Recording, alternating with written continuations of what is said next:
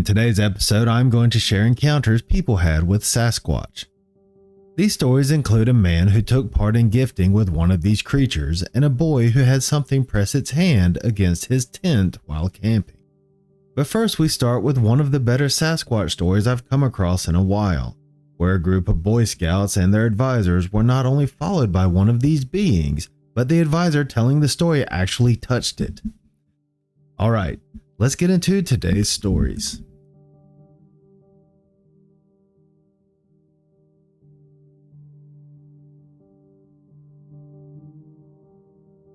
The first story of this episode comes to us during the summer of 2012, when the original poster, or OP, was working as an expedition canoe guide on the Boundary Waters, which is located in northern Minnesota and southern Ontario's Quatico. He describes the area as a massive wilderness that includes lakes and land. He was employed by the Boy Scouts operating out of a base on Moose Lake in the United States. His job involved ensuring that their multi-day trips, ranging from 7 to 12 days, were enjoyable and safe for the participants involved. Most of his summer went by without incident. However, there was one expedition that left such a mark on him that it still haunts him to this day. His team was quite youthful, consisting of 9 members, which was the limit set by their permit. Their group consisted of 6 Boy Scouts, 2 adult leaders, and him. Initially, they had aspirations of completing a 200-mile expedition, but due to them not being physically capable of such a trip, they adjusted their plans. The Scouts were disappointed, so the OP chose to take them to a waterfall known as Eddy Falls. The terrain in that area is mostly flat, making a waterfall a rare find. But little did he know the choice to take them there would lead to an unforgettable ordeal with an unknown creature. When they reached Eddy Falls, they set up camp near the water. That evening, the OP had the boys busy setting up camp while the advisors tended to the fire so they could prepare dinner. He was out gathering firewood amidst what he calls a big tangle of fallen trees, underbrush, and bramble. In the distance to his left, he could faintly hear the sound of the waterfall, but he then heard a scream/roar pierce the air out of nowhere, one he calls, quote, unearthly. It halted him in his tracks, leaving him completely frozen. Another scream sounded in the forest, this one being much closer. This was followed by a third that was even closer than the last. The dense brush obscured his view, but he could sense that whatever was making these sounds was heading straight for him. By the time the fourth scream filled the forest, he felt it resonate in his chest. A wave of nausea washed over him and he let out an involuntary bark at this thing. This was a sound he says he has never made before and he hasn't made since that evening. Then came a fifth scream that he says was so intense it physically hurt. It did, however, jolt him back to reality and he took off sprinting back to camp. Everyone back at camp had heard the loud roars/screams, but he knew he couldn't begin to possibly explain what he experienced, so he told them it was a boar. He mentions here that there are no boar in that area and that the other adults knew he was lying but kept quiet about it. After dinner, everyone retreated to their tents and he settled into his hammock positioned about 50 yards from the camp. He says that he typically hangs his hammock at head height, roughly 6 feet off the ground. He drapes a tarp over himself to shield against the morning dew and mosquitoes. He notes that it's important to know that the tarp wasn't properly secured, just hung loosely over him. At approximately 3 or 4 in the morning, he was jolted awake by the sound of a woman weeping. He says it wasn't a full-blown cry, just sobbing. At the same time, he hears something moving through the underbrush near his feet. He laid there remaining completely still and silent as he listened to whatever this thing was make its way into the camp. He heard the shift of heavy footsteps going from walking through the underbrush onto granite rock as it passed through the camp before heading directly toward him. The tarp was still draped over his head, so he couldn't see anything as he listened to this thing walk right up beside him and stop. He was unsure what to do in that moment. The sound of loud, heavy, congested breathing filled the air around him. A distinct musk wafted in and he could sense a massive presence just inches away from him. It was just standing still beside him. He decided then it was time to act. In a sudden motion, he flung the tarp off his head and his left hand brushed against this thing's chest. Even though it was dark, he caught a glimpse of a towering figure standing there. It was covered in hair that was long and coarse. It was very muscular, and he describes its chest like that of a bodybuilder upon touching it. The moment his hand made contact, the creature shot back into the underbrush with astonishing speed, despite the foliage being very thick. By the time he turned on his headlamp, it had vanished. The rest of the group remained oblivious to the encounter, so the OP spent the night reading until dawn and chose to keep the experience to himself. The following day, the group made their way a few miles closer to base camp and set up their tents on a small island. On the US side of the boundary waters, campsites have fire pits and what he calls a quote grumper. A grumper, according to the OP, is a fiberglass toilet positioned over a deep hole. This is relevant because when they arrived in the evening, one of the adult advisors needed to visit the grumper. However, a few minutes later, he came running back to camp shouting that he had just seen a gorilla run right in front of him. The OP asked if perhaps it could have been a bear, but he adamantly disagreed, saying he had years of experience hunting bears and could tell the difference. He claimed that what he saw was a 9-foot-tall monkey. This brought him back to the previous night when he inadvertently touched the thing standing beside his hammock. If he was approximately 6 feet off the ground at the time, that meant the creature's head would have been close to 9 feet tall. This chilling thought made him wonder if this thing was stalking them, or if there was more than one. After this, the boys were afraid, so the OP decided it was time to take action. He proposed a night paddle, and since no one was sleeping anyway, the group quickly packed their gear and set off around 8 p.m. They navigated the water by the light of their headlamps for several miles, intending to reach Moose Lake and camp close to base. This would ensure they would be the first crew on the water the next morning. He mentions here that Moose Lake is linked to Newfound Lake by a narrow channel that isn't very deep or wide. The stretch of water is surrounded by dark woods on both sides. But before they could reach the proposed camping spot that night, just as they were in the middle of a narrow area of water he calls a pinch, a rock the size of a basketball suddenly flew out of the woods to their right, barely missing the front of the OP's canoe. There is no cliff or high ground there, which means that the rock had to have been hurled at them from the tree line. They immediately took off when this happened, paddling to the middle of the lake as fast as they could before tying all 3 canoes together and sitting out there all night. At sunrise, they made their way to base camp and ended their expedition. No one wanted to talk about what happened, and the OP was just fine with that. The campers left for Oklahoma the next day. When the campers left, he headed to the canoe yard to assist the crews with offloading. Later that day, his friend returned from a trip in the same region, Bear Loop. While the OP was helping him place a boat on the rack, he noticed his friend had a distant expression on his face. He asked him how his trip went, and he replied that everything was fine until they reached Knife Lake and Newfound Lake. He mentioned that for 2 nights on Knife Lake, they felt like they were, quote, being messed with, and then they had a rock thrown at them in Newfound Pinch. For 2 weeks after that, crews would return from that area with similar stories about their experiences. One evening, a group of guys gathered in the staff lodge sharing stories, and these strange encounters began to surface amongst the group. In the stories, there were screams, flying rocks, and sightings of apes. The OP then heard a chuckle come from the corner of the room. It was one of the veteran guides who had been there for over a decade. The veteran guide then said, "It's about time someone else spotted one." The OP asked him how long he had known about the creature's presence in that area. He revealed that he had been encountering them for 10 years. Then he added, quote, "They talked to me." Taken aback, the OP asked if what he meant was in a language, and the veteran replied that they spoke to him telepathically. He then told him that the less you acknowledge them, the less they'll bother you. Also, they can sense feelings and they thrive on fear. It's like a game to them.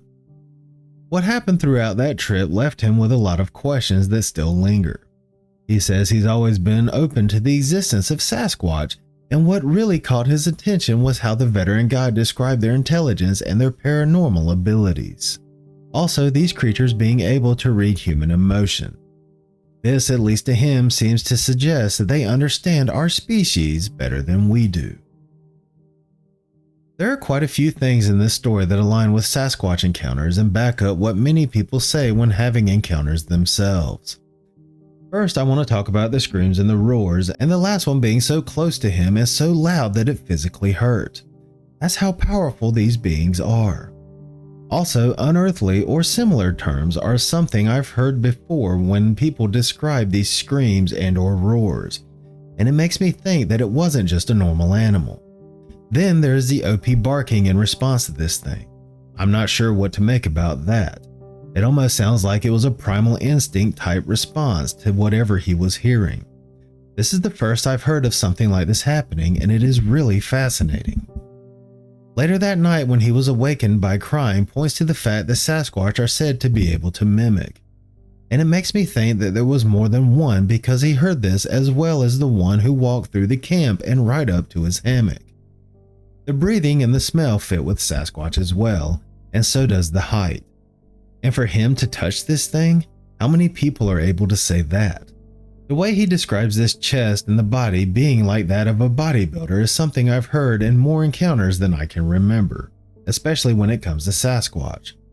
Their bodies, as well as dogmen, are usually described as being very muscular, and the coarse hair also fits with Sasquatch. The speed and how this thing vanished without a trace is something that also comes up in a lot of Sasquatch stories, as well as other cryptid stories too. They have the ability to be there 1 second and just gone the next. The list goes on, with the rock being thrown from the forest into the water, and is something I hear all the time with these beings throwing sticks and rocks at people. It's no surprise to me that the veteran advisor knew about these things and had experienced them himself. What I found very fascinating about what he said was when he talked about them communicating telepathically, which is also known as mind speak. He also mentioned something I say on this channel a lot, and that's if you ignore these beings and go on about your business, they are more likely to leave you alone and move on. He also mentions that they can sense our feelings and thrive on fear. This is something I've believed for a while about cryptids, especially Dogman, but it doesn't surprise me that this is something Sasquatches thrive on too. That really makes a lot of sense to me, especially now looking back at most of the encounters I've heard. What do you think about this story? What are your thoughts on what the veteran advisor said about these beings?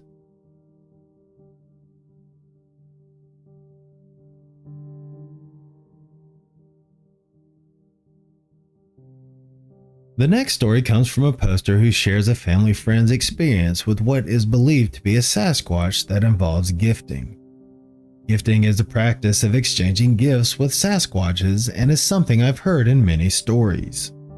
It is definitely not something I would recommend, and I'll explain why after this story. This encounter takes place back in 2013. The family friend, who he calls Joe, not his real name by the way, lived on the outskirts of town with the closest gas station approximately 5 miles away. As described by the original poster, the majority of the area is forested, but it's mostly private property. Joe isn't completely isolated out there either, as he has a neighbor right across the street. One evening after he finished picking squash from his garden, Joe placed the vegetables in a bucket and set it on the porch. He forgot about it and left it out there overnight. The following morning, he went to retrieve his squash only to discover that the bucket was missing. Initially, he shrugged it off, assuming a raccoon had made off with it. Yet he couldn't shake the oddity of the situation. It was strange that the entire bucket had vanished without spilling at least some of the squash. It seemed as if something had carefully lifted the bucket and carried it away, rather than rummaging through it like a raccoon would do. A few days passed and Joe returned from work to discover a dead mouse lying on his doorstep, carefully wrapped in a leaf with blades of grass in it. He paused for a moment, curiosity piqued by the sight. The mouse was arranged with such precision, nestled within the leaf and surrounded by the grass similar to a sandwich. Joe then had a thought cross his mind. Perhaps someone was pulling a prank on him, or maybe a witch was lurking in the woods attempting to cast a curse on him. For about a year, nothing else happened. That is, until one evening when Joe was relaxing in his living room watching TV. While sitting there, something caught his attention from the corner of his eye, drawing his gaze to the window that overlooked his garden. Looking outside, he spotted a hunched figure looking at his squash plants. He got up and stepped outside to confront whoever or whatever was out there. He was taken aback by how quiet this creature was being, as if it were attempting to conceal itself. As he stepped out onto the porch, the wood creaked, prompting the creature to glance up at him. Although he couldn't clearly see its face, the reflection of its eyes caught the glow of the porch lights. It rose up onto two legs, revealing a massive muscular frame that he estimated to be at least 7 feet tall. Its body, which resembled a man, was covered in dark, shaggy hair. The moment it noticed him, it dashed into the woods with astonishing speed, hardly making a sound. He had no doubt it was a Sasquatch, and Joe found it hard to sleep at night. While lying awake in his bed, he wondered whether the creature he had just encountered was linked to the mouse that appeared on his doorstep nearly a year prior. He was certain the strange creature could easily lift the bucket filled with squash. The following morning, Joe decided to conduct an experiment. He rolled up some turkey in a leaf with a bit of grass, replicating the mouse he found a year earlier. He then placed it on the picnic table in his yard before heading off to work. When he returned that evening, it was gone. All of it. The turkey, leaves, and grass had completely vanished. He examined the ground around the picnic table but found no trace of anything having been there. The grass even appeared to have been undisturbed. He then walked up to his door and found another mouse waiting on the doorstep, this one missing its head. Beside the body was a small pile of berries. Although he has yet to have another encounter with this creature, Joe is convinced it's the same one he's been exchanging gifts with. At the time of this story being posted online, he had even received an entire deer antler. In an attempt to capture evidence of this creature, he set up trail cameras hoping to take a picture of this thing, but he hasn't had any luck. The original poster ends by saying he will update if Joe captures any footage of the creature, and that Joe told him he feels like it's out there watching him, and that he feels like when he puts the cameras up, this thing intentionally stays away. The original poster adds that he isn't sure if the creature is intelligent enough to know that the trail cameras take pictures, and ends by asking if anyone has heard of gifting behaviors by Sasquatches. I've always said that gifting with these things is a bad idea. I've heard way too many stories where gifting ends badly, and sometimes very badly, for the people involved. I will say this isn't always the case, but there are accounts where people stop gifting with Sasquatches sometimes after years, and they become angry and more times than not aggressive and violent. One such story involves a neighbor seeing a woman being dragged off into the forest by these creatures, never to be seen again. I will say again that this isn't always the case, but I would avoid entering into a gifting relationship with these beings at all cost. I just hope Joe is being extremely careful. Another thing he mentions is how he believes this creature around his home can avoid cameras and even knows when the camera is there. Believe it or not, based on everything I've heard about these creatures and people putting up trail cameras with bait right in front of it, these beings not only know the camera is there, but can avoid detection completely when coming for the bait. The bait usually disappears without a trace and without signs of being dragged off. Much like the bucket of squash in this story, it seems to have been picked up and carried off without leaving any trace or disturbance. There are examples of this happening when the trail cameras pick up normal animals approaching the bait, but then, later, it's just gone, appearing as if someone just picked it up and carried it off without anything being caught on camera. As far as how they know there's a trail camera and how they avoid being caught by one, I can't even begin to venture a guess. But everything definitely points to them being camera shy and able to avoid having their picture taken by these cameras. What do you think about this one? Would you ever gift with one of these creatures? Also, what do you make of them being able to not only know that trail cams are there, but being able to avoid having their pictures taken by one?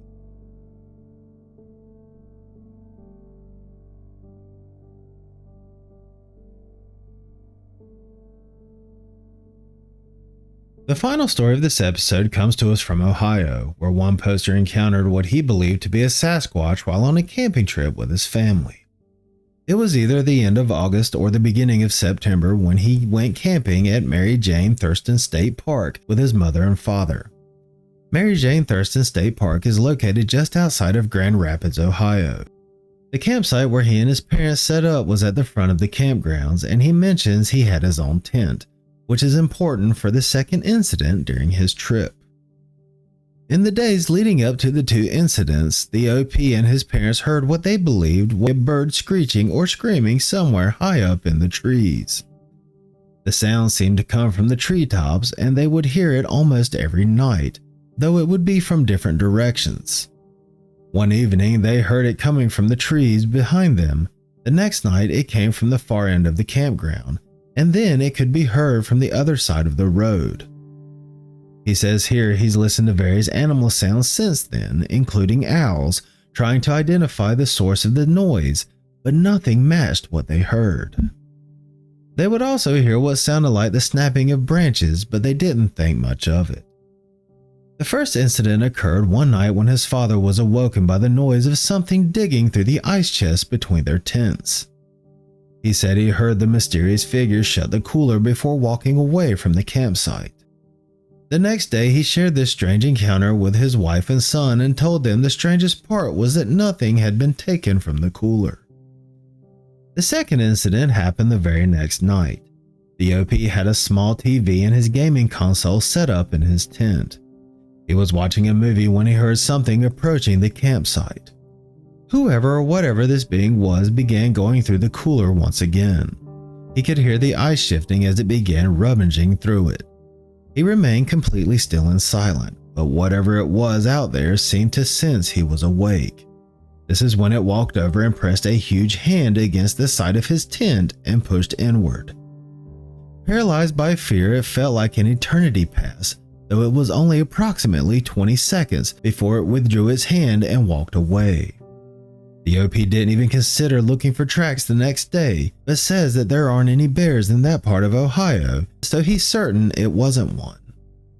He ends by saying he and his parents know it wasn't a homeless person poking around their camp, or any of the other campers for that matter, due to there being only 5 other occupied campsites, all being at the back of the campgrounds. The odd thing he points out is that this thing, whatever it was, didn't take anything from the ice chest despite going through it twice.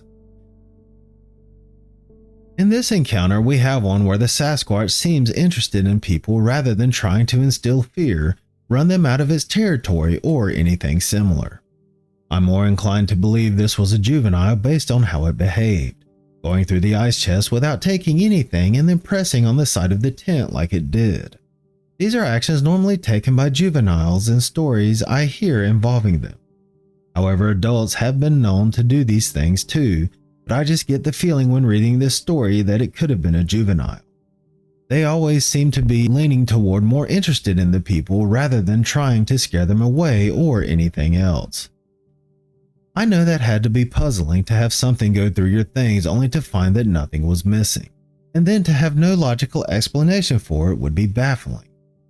I know he said the hand that pushed on his tent was huge, but I wish he would have described it in more detail. By this I mean people usually describe Sasquatch hands as looking more primitive or ape-like. I guess in the moment he wasn't really thinking about what the hand looked like in that aspect, as I'm sure most people wouldn't be. He does mention that there aren't any bears in that part of Ohio, but even if there were, I'm pretty sure a bear wouldn't walk up to a tent, press a paw against it, and then just walk away. Besides, he described a hand pressing against his tent and not a paw.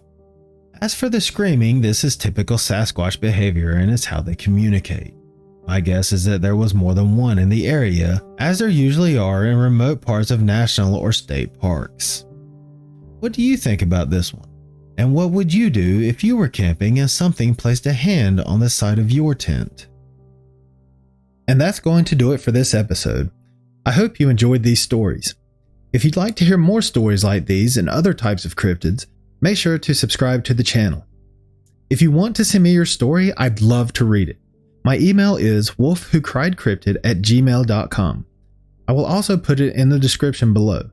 With your permission, I may want to use it in an episode. Even if you'd prefer that I didn't share your story on my channel and just want someone to listen, email me. We can privately talk about your encounter. And please remember to keep it civil in the comments section. No one deserves to be ridiculed whether they believe or not.